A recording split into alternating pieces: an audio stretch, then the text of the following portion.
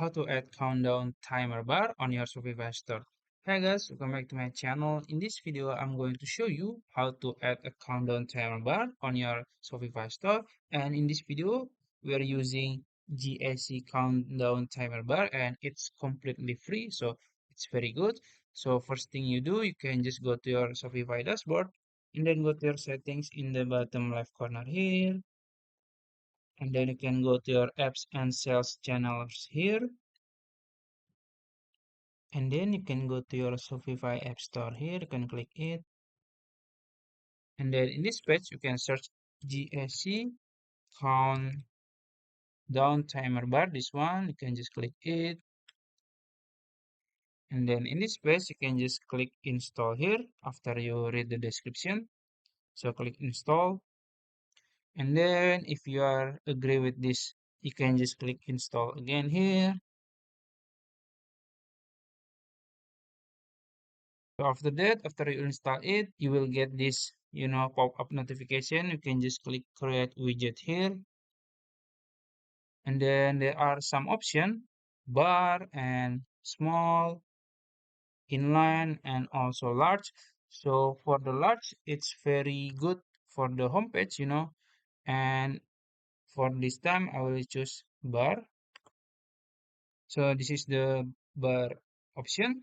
First, you can just click activate here and click save. And I can go back. After that, as you can see, there are two options for the type, either static or sticky. I will choose sticky. So if I scroll down, it will still on the top of my page. And for the position, it's up to you on the top or bottom. I will choose top here. Then there are some presets here. It's up to you.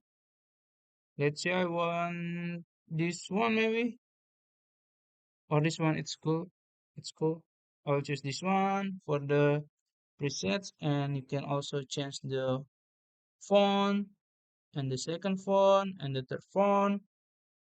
It's up to you. And for the content, you can, edit the text.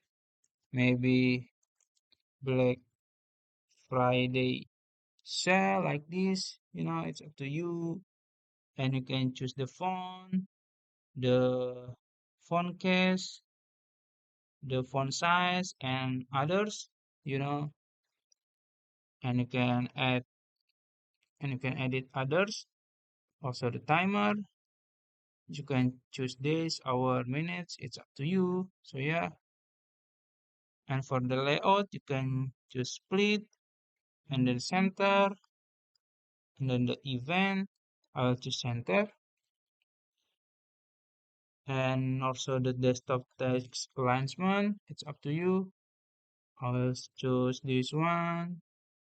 And for the URL, you can just activate it and then you can paste or put the URL for the specific products. And then for the button, you can also choose the color, the background color, and others. And for the timer, you can choose timer mode, fixed date, or evergreen. So the fixed date, you can choose the dates and the time.